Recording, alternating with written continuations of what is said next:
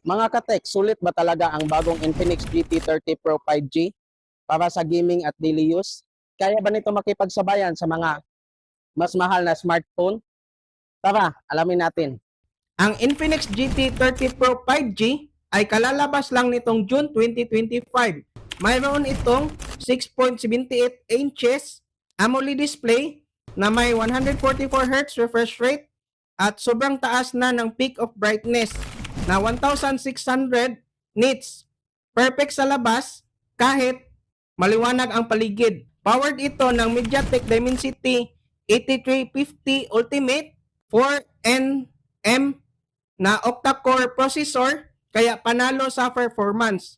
Sa gaming test, kayang-kaya nito ang heavy games tulad ng Genshin Impact, Mobile Legends at COD Mobile.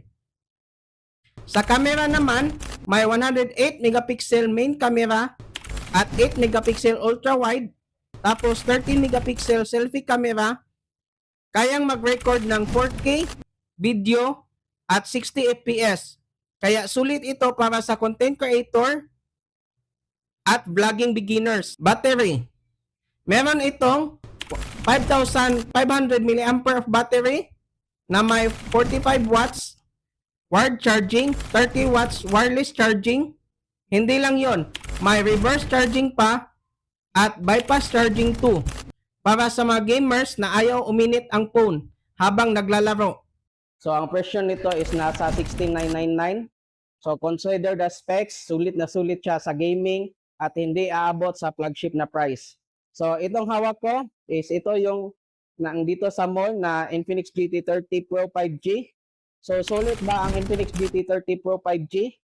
For content creators at mahilig sa mga gaming, sulit na sulit ito. At kung nagustuhan niyo itong video na ito, don't forget to like, share, and subscribe. At click na din ang bell icon para lagi kayo updated sa bago nating upload ng mga videos. So bye-bye guys!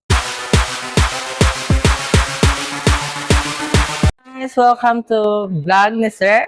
So, welcome sa Infinix po. Ang kanya ngayon is about sa GT30. So, sa mga gadget po dyan na mahal nila, kung mahadlok man mo, mabuak or madamage sa inyong unit, pwes na po yung Koala Device Protection ta. Dito sa Microcell store. Tanan po mga Microcell store o Guel Telecom store is available na po si Koala Device Protection. Any case of physical damage, liquid damage sa inyong makita po sa inyong unit is covered na siya within 2 years po na repair sa service center for free.